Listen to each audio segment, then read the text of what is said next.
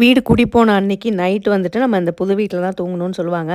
அன்னைக்கு நைட்டு அங்க தான் தூங்குனோம். காலையில பார்த்தீங்கன்னா, நம்மள தூங்க விடாம சீக்கிரமாவே இந்த மயில் கத்தி எழுப்பி விட்டுருச்சுங்க. இவ்ளோ அழகான மயில்ட்டேருந்து இப்படி ஒரு வாய்ஸாங்கிற மாதிரி அவ்ளோ சவுண்டா இருந்தது. ஒரு மயில் மட்டும் இல்ல. இங்க வந்து நெறைய மயில் இருக்கு. காலையிலயும், ஈவினிங்கும் பார்த்தீங்கன்னா, அப்படியே தோகையெல்லாம் விரிச்சு நெறைய மயில்லாம் வரும். இந்த இடமே பஸ் சவுண்டு அது இதுன்னு சொல்லி ரொம்ப ரஷ்ஷா இல்லாம அமைதியா இருக்கும். ஸோ அதுதான் எங்களுக்கே ரொம்ப பிடிச்சிருந்தது. அடுத்த நாள் ஃப்ரெண்ட் வந்திருந்தவள விடுறதுக்காக போயிருந்தோம். அவளோட பசங்க கூட பாப்பு வந்து ஒரு 3 டேஸா இருந்ததால, எல்லாரும் கிளம்புனதுக்கப்புறம் ஒரு மாரி ஆயிட்டா. ஒண்ணு நான் அவங்க கூட போவேன், இல்லன்னா வந்து அவங்க இங்க இருக்கணும் அப்படின்னு சொல்லி அழுக ஆரம்பிச்சுட்டா. நாங்களுமே வந்து ஐஸ்கிரீம் வாங்கி தரோம் அது இதுன்னு சொல்லி அழுகைய மாத்தலான்னு பார்த்தா, அந்த அழுகையிலே தான் இருந்தா.